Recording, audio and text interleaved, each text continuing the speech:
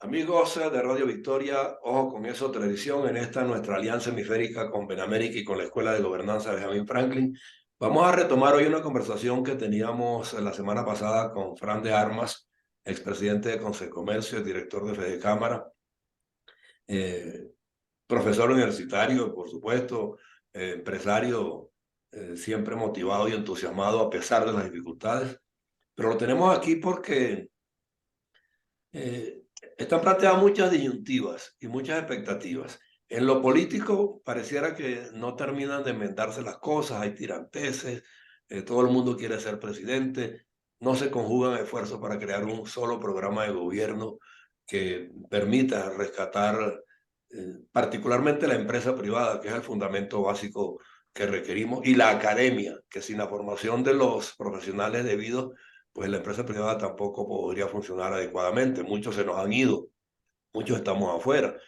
Pero no obstante, pues habría posibilidades, Fran, de que en un pequeño diseño, si se liberan las amarras al sector privado, las políticas de financiación, o sea, todo esto pudiéramos, ¿sientes tú que en el sector privado encontremos eco para por lo menos atacar a un sector en particular, el agrícola, por ejemplo, o la agroindustria, no sé?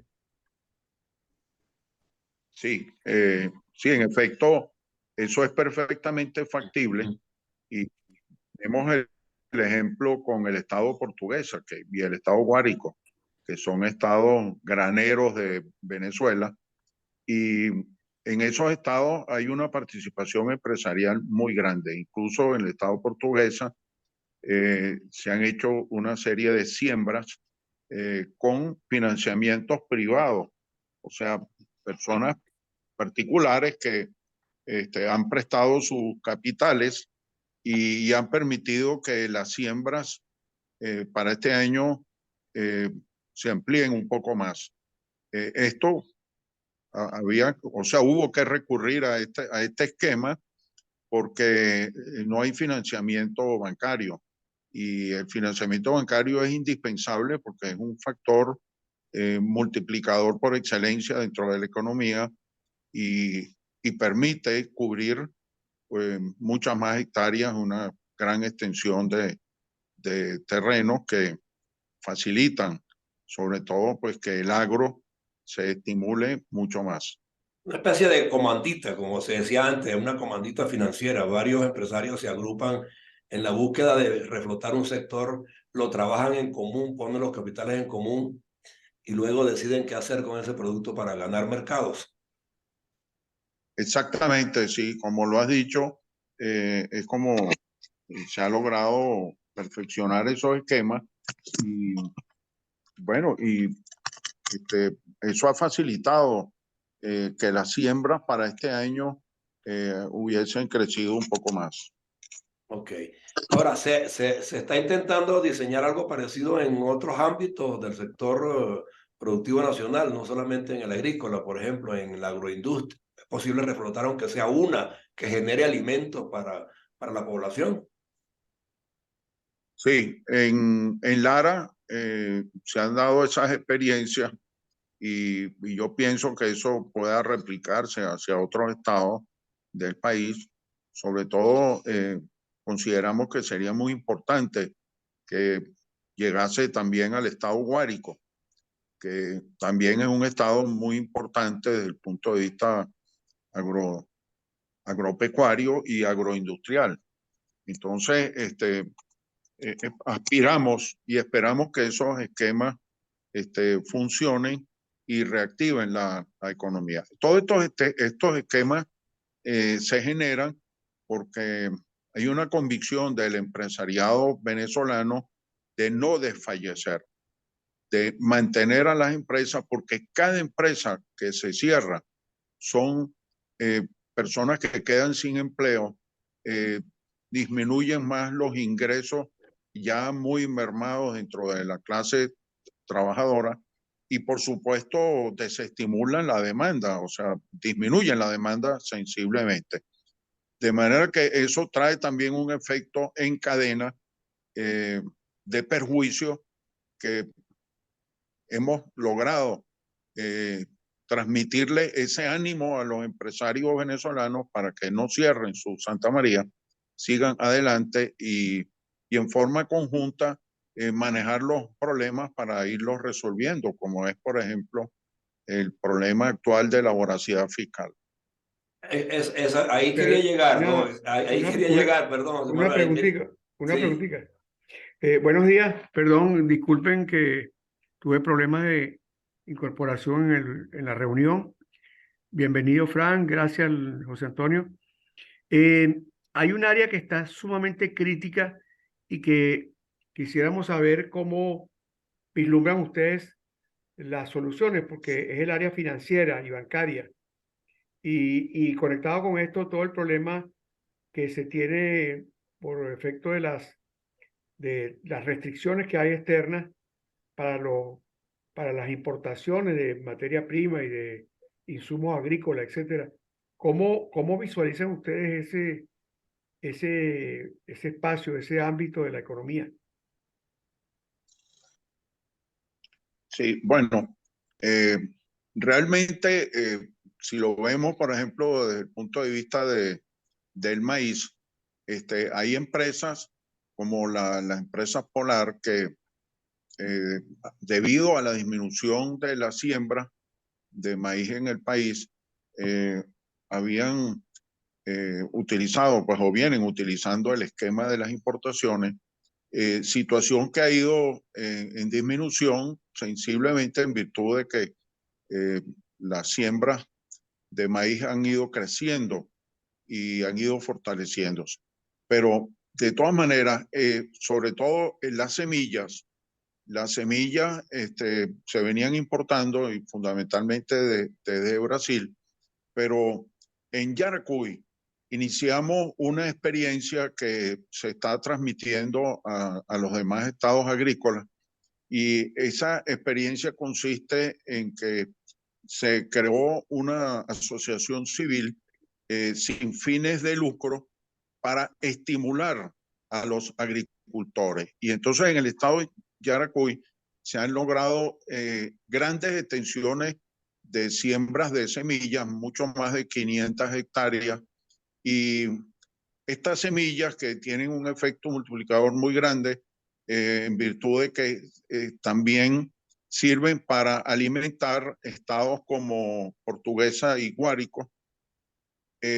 Estas semillas han ido resolviendo el problema interno de las necesidades de la agroindustria para lo que es la producción de harina precocida. Okay. Ahora, cuando José Manuel apunta lo de los financiamientos, en principio entendí que las iniciativas que ustedes han adoptado no está contando con financiamiento bancario. Entiendo que es el aporte de capital de un grupo de ciudadanos interesados en que el agro se recupere. Y José Manuel asoma el aspecto de la eventual voracidad fiscal. Por ejemplo, si vas a la Sí, banca, definitivamente pues ya se te encarece el proceso productivo de entrada con los niveles que tiene hoy, los intereses, de acuerdo a la tabla de la inversión a las grandes transacciones, automáticamente ustedes quedarían pechados sin arrancar todavía el proceso productivo, ¿no? Y son impuestos. No hay impuestos, sí. ¿Cómo, sí, tú ibas a cómo? hacer un comentario. Sí, sí, bueno, en realidad el problema que como lo he venido yo conociendo es de que la actividad financiera está sumamente limitada por el encaje y también por las restricciones que tiene toda la política monetaria y la política cambiaria. Es decir, que Venezuela está funcionando con recursos propios de las empresas, pero desde afuera, ¿no? Creo que incluso la banca está operando más afuera que adentro, ¿no? Sí, algunas sociedades financieras también han contribuido al financiamiento agroindustrial y sobre todo el agrícola en estos estados que he mencionado. Pero fundamentalmente ha sido el concurso de capitales privados que han estado pues a la disposición de los sectores agrícolas y que han permitido no sembrar todo lo que el país requiere, pero sí cubrir mucho más extensiones de lo que venía haciéndose en años anteriores. Así que ha sido una salida, una solución que por lo menos ha paliado el problema. No quiere decir que el problema esté resuelto. Y bueno, y con relación al problema de las grandes transacciones financieras, parte de lo que está ocurriendo en el país, que estamos en un proceso de disminución de la demanda en términos generales en todos los sectores económicos del país. Y por supuesto, un efecto absolutamente negativo que ha generado ese impuesto, porque ese impuesto tiene un efecto multiplicador. Nosotros hablamos de que el impuesto está en 3% en este momento, pero eso representa al final un 15%. Incluso dentro del esquema de ingresos que acaba de anunciar el CENIAT para el año pasado, el 16% de los ingresos, un poco menos de $1.000 millones, son producto de este impuesto a las grandes transacciones financieras, siendo el segundo impuesto el impuesto sobre la renta con un 33% y un 53% el IVA. Esa es más o menos la composición de los financiamiento ingresos, público. sí, de los ingresos pues, del gobierno público. Ahora, si medimos porcentualmente los alcances de producción que pudieran lograrse a través de estas iniciativas particulares que ustedes han emprendido, o sea, comparándolo con épocas anteriores, ¿en qué nivel estamos en cuanto a porcentaje de producción y mejoramiento del campo? Bueno, no tengo en este momento las cifras exactas de producción, pero aproximadamente se ha duplicado para este año. Para este año se ha duplicado. Un indicador ha sido que las importaciones de productos terminados y de materias primas agrícolas se ha reducido enormemente. El problema incluso que se presentó el año pasado de los precios que le estaba pagando la agroindustria a los agricultores, sobre todo en el caso del maíz, el problema de la diferencia de precio, porque salía mucho más barato hacer las importaciones, se logró resolver con más producción interna y, por supuesto con la inflación que también se ha generado en el exterior, el problema que hay que se ha generado con la situación de la guerra entre Rusia y Ucrania, ha hecho que los precios en el exterior también se hayan visto incrementados. Y esto ha afectado, si se quiere, en forma positiva el mercado interno, porque la producción local pues ha sido colocada completamente en la agroindustria sin mayores dificultades, como expresaban los agricultores, de que se quedaban con la producción almacenada hasta tanto pues este problema de precios se pudiese resolver. Pero eso se ha ido superando y prácticamente el problema desapareció. Qué bueno, interesante esa noticia, ¿no? Sí, sí, es Porque, interesante. porque alivia un poco la presión que uno siente desde aquí, sobre todo hacia el abastecimiento básico de la población, ¿no? Que es una de las cosas más de mayor incidencia pues en la estabilidad y en la continuidad pues del país, ¿no? Yo creo que es la base pues de toda la vida del país, ¿no? Y me parece por la forma que te veo Claro, hablar que hay una mayor integración y hay una mayor sensibilidad en el sector empresarial para tratar de unirse de ir más allá del simple espíritu lucrativo, ¿no? Hay un cambio de sí, mentalidad, así ¿crees? es, Ujú. Eso me parece muy totalmente. bueno. Y el empresariado propicia la economía formal, no la economía informal, a pesar de que la situación económica ha llevado a muchos pequeños empresarios a quedarse dentro de la economía informal por la baja en las ventas, la disminución de las ventas, los ha llevado a la imposibilidad de pagar impuestos. Y entonces Informalizarse. se quedan del lado de la economía informal, pero es lo que nosotros estimulamos, que la economía debe formalizarse totalmente, porque el problema de la voracidad fiscal es un problema que tenemos que resolverlo, pero no por la vía de exigirle más impuestos.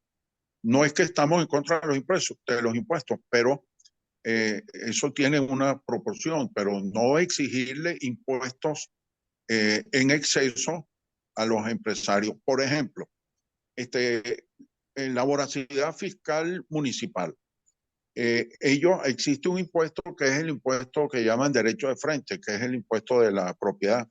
En países como en los Estados Unidos, generalmente la propiedad se paga en alrededor de 80 años. O sea, el impuesto que se va pagando anualmente permite que la propiedad se pague a los 80 años. Aquí no, aquí de acuerdo a los impuestos que están incrementando las municipalidades, el impuesto se está pagando en 10 años. O sea, el incremento ha sido tan brutal, tan exagerado, que incluso lo están haciendo por metros cuadrados.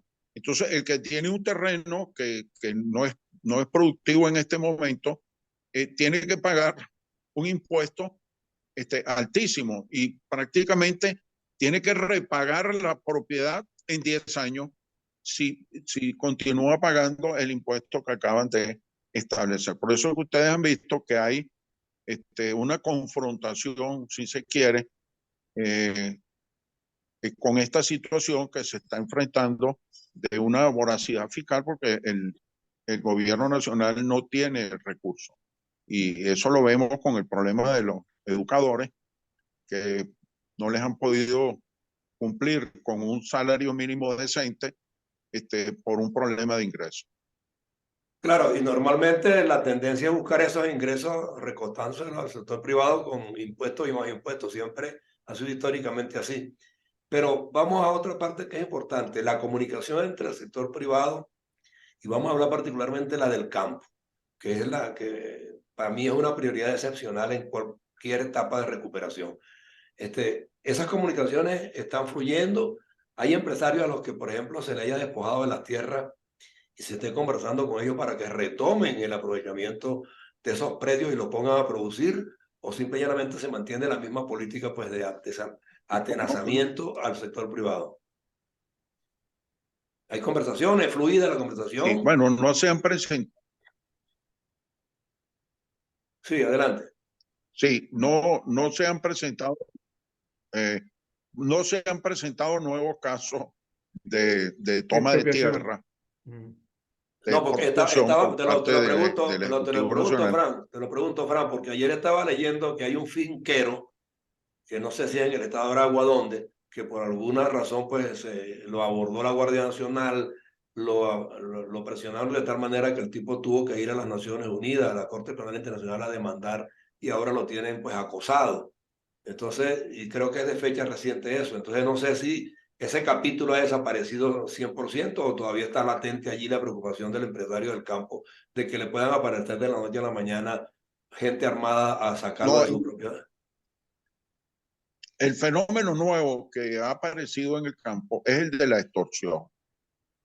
Hay una delincuencia organizada que a nivel de muchos estados del país extorsionan a los agricultores pidiéndoles dinero, pidiéndoles lo que llaman vacunas. Esto ha ocurrido y bueno, y está siendo denunciado permanentemente por los empresarios del campo. Es una situación que está presente en varios estados. Ahora, en cuanto a lo que hablábamos del problema de las expropiaciones, más bien se están haciendo esfuerzos para entregar y nosotros lo estamos exigiendo. Tenemos un inventario estado por estado de las tierras que han expropiado y estamos exigiendo que se inicie un proceso de devolución de esa finca, y ese proceso sí se inició, y esperamos que esto concluya satisfactoriamente y que no la mayoría, sino la totalidad de las tierras expropiadas sean regresadas a sus propietarios, propietarios originales, y bueno, y se acabe con ese problema, ese temor que puede todavía existir de las expropiaciones. Porque hay inclusive muchas que estaban superdotadas, fincas muy modernizadas y también el equipamiento desapareció. O sea, va a haber indemnización también en ese planteamiento que ustedes han hecho para que la No, persona claro. que tuvo esa tierra la pueda poner a producir de nuevo. Requiere un financiamiento, por lo menos, si no completo, blando y a largo plazo, para que pueda interesarse en volver a aprovechar esas tierras para producir. Sí, debería ocurrir así.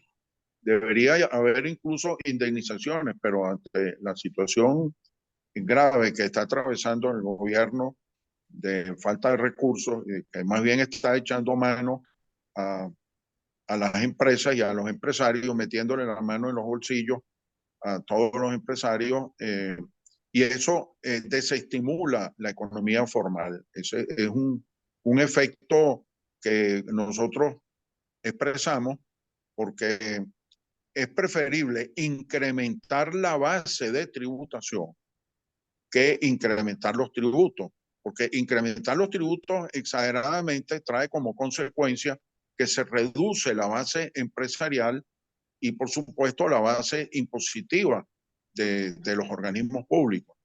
Entonces, si la economía formal crece y se fortalece, eso permite que exista una base de tributación de empresas mucho más amplia, mucho más grande, mucho más sólida, y basada en las actividades de las mismas empresas. El caso ese de la vacuna de las que me hablaste, que está ocurriendo como un fenómeno adicional que perjudica al productor del campo.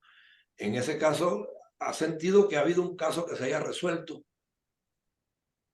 de un empresario que haya sido... Sí, sí, en eso hemos sido muy solidarios, y esas extorsiones se han denunciado, y hemos exigido que se persigan, y hemos encontrado respuesta de parte del gobierno nacional para que ese problema, bueno, si no llega a resolverse, por lo menos se reduzca a una mínima expresión que pueda ser repudiada y rechazada por los mismos empresarios, y que no sea necesario en algunos casos estar recurriendo a las autoridades policiales para combatir este fenómeno, este proceso, que no es un problema solamente de Venezuela, sino que se ha extendido a otros países.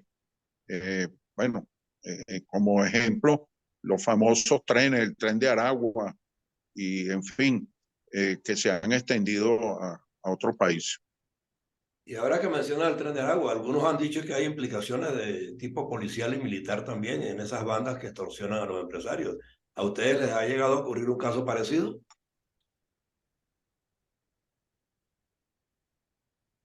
Sí, eso también se ha presentado, pero se han podido resolver esos casos. Se han podido resolver. Incluso ustedes habrán visto que en el Zulia el problema de la extorsión ha llegado a los comercios, y lamentable estos dos últimos incidentes que hubo, donde fallecieron no solamente empleados de esas empresas, sino también clientes de esas empresas, de esos supermercados, que fueron objeto de estas agresiones, bueno, donde lamentablemente hubo heridos y hubo muertos.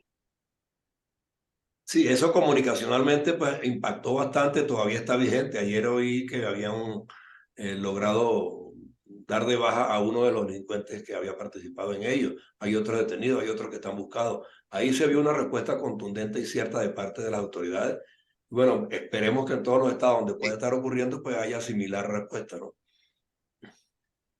Sí logramos una respuesta contundente de parte del Estado. Esos delincuentes fueron totalmente identificados, la mayoría de ellos fueron capturados, hay otros que están en el exterior que están identificados y esto se resolvió gracias a, al esfuerzo conjunto de los empresarios afectados con las autoridades policiales. Quiero decirles que en todo esto la participación de Fedecámara fue determinante, porque a través de la organización empresarial fue posible esta solidaridad y este esfuerzo conjunto, y yo creo que es un ejemplo importante a seguir para que cualquier hecho de delincuencia de cualquier tipo sea denunciado y las organizaciones empresariales pues eh, contribuirían a resolver el problema en forma casi inmediata. Sí, no, el factor confianza, por supuesto que hay que ganarlo, hay que ir poco a poco, sobre todo después de Yo estar. creo que sí, yo creo que hay como también ante la coyuntura electoral, hay una necesidad muy grande de, de cambiar un poco la dinámica política. Yo no sé hasta cuándo o hasta dónde esta crisis que hemos tenido va a permitir que se haga eh, más transparente la actividad política en el sentido de que los candidatos a las distintas pues, niveles, instancias de gobierno, expresen en forma más definida los programas de lo que van a hacer. Es decir, que el regateo electoral no sea eh, basado en una lista de promesas incumplibles o que por otra parte la población vote simplemente por una especie de atracción mítica con los candidatos, sino que cada candidato sea un poco más concreto en las cosas que piensa hacer. Porque efectivamente Venezuela va a partir, en el momento en que haya un cambio de gobierno, que tiene que haberlo, va a partir de una situación muy disminuida.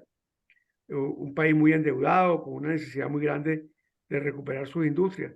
En ese sentido, Fedecámara me imagino que tendrá que eso que ustedes están haciendo de la formalidad me parece muy bueno, eh, y su corresponsabilidad fiscal. ¿Ustedes ven algún tipo de acercamiento a, a todos los que están en el área política para que esto se haga menos demagógico, menos populista?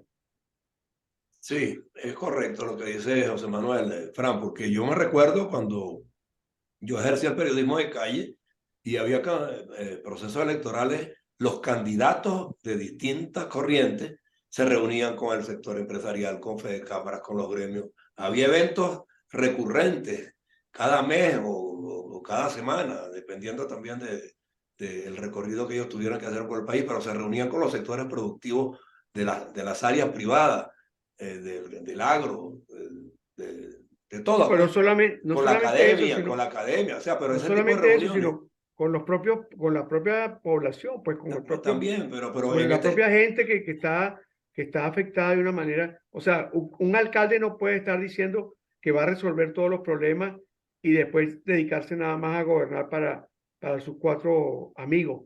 A exacto, eso me refiero, es decir, a un cambio del funcionamiento político del país. Porque cuando ustedes hablan de acabar con la informalidad, a mí me parece que eso es un cambio contractual, es un cambio de decir, mira, nosotros no estamos en la actitud de ser evasores fiscales, por ejemplo. Y eso me exacto, parece que a cambio de eso, decir, ok, a cambio de eso, ¿cómo van a usar ustedes los recursos fiscales? Es decir, ¿cómo vamos a tener un control de la actividad del gobierno y una racionalización y una, y una transparencia que permita que el gobernante sea realmente alguien que cumpla como tiene que cumplir el empresario cuando ofrece sus productos al mercado? Yo creo que ese es un elemento importante que tiene que ver con la caída del rentismo petrolero, pues. No, y, creo yo. y cuál contraprestación nos va a dar el Estado a nosotros como productores en las zonas industriales, en las carreteras para la transportación de nuestros productos, en cuanto a seguridad. Todo ese tipo de cosas hay que conversarla con el que aspira a ser gobernante. Y esas reuniones yo creo que nutren mucho y contribuyen a tener claro cuál es el camino que hay que escoger, ¿no? Sí, no, eso es correcto. Y comparto plenamente lo expuesto por ustedes. Eso es perfectamente viable y nosotros aspiramos a que en las oportunidades que comiencen esas campañas electorales, que vendrán ahora las primarias y luego las elecciones generales, este tipo de encuentros se dé. Ok. Y esos diálogos se den también porque son muy importantes, no solamente para los que aspiran a esos cargos públicos, que se enteren de los problemas realmente de la colectividad, del empresariado, en fin, de todas las cosas que hay que atender y resolver.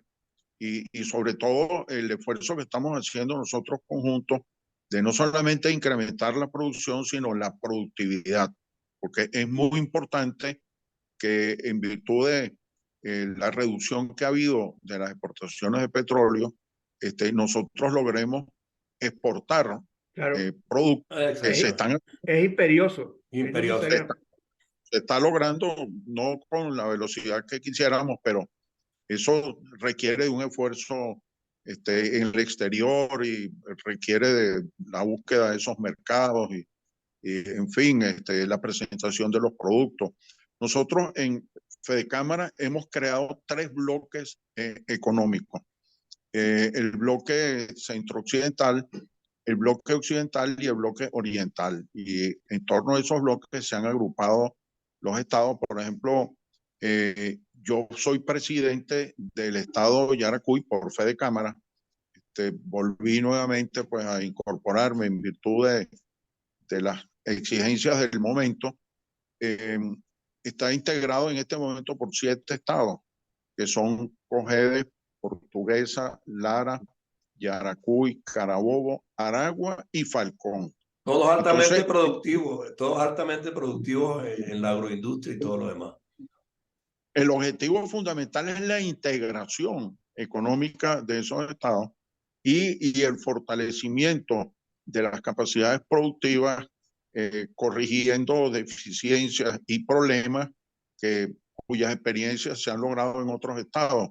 Entonces, de esta manera, se alcanzaría un desarrollo mucho más homogéneo y una oferta exportable mucho más atractiva y mucho más interesante, porque entonces Y estable, uniría Sí. y y estable. estable Bueno, la mira, ve producción. bien, Fran, en los pormenores de cada uno de esos bloques de lo que tú estás hablando, lo vamos a ir tratando gradualmente en otros programas aquí en Radio Victoria o con eso televisión. Nos queda un minuto para despedir, pero me Sí, interesa mucho, y yo creo que José Manuel también está conteste en que es así, que debemos desmenuzar cuáles son esos sí, bloques, en nosotros qué queremos, áreas sí, específicas, y ¿entiendes? nosotros queremos que sepas que aquí hay un lugar en el cual ustedes puedan comunicar Y debatir. y podamos debatir.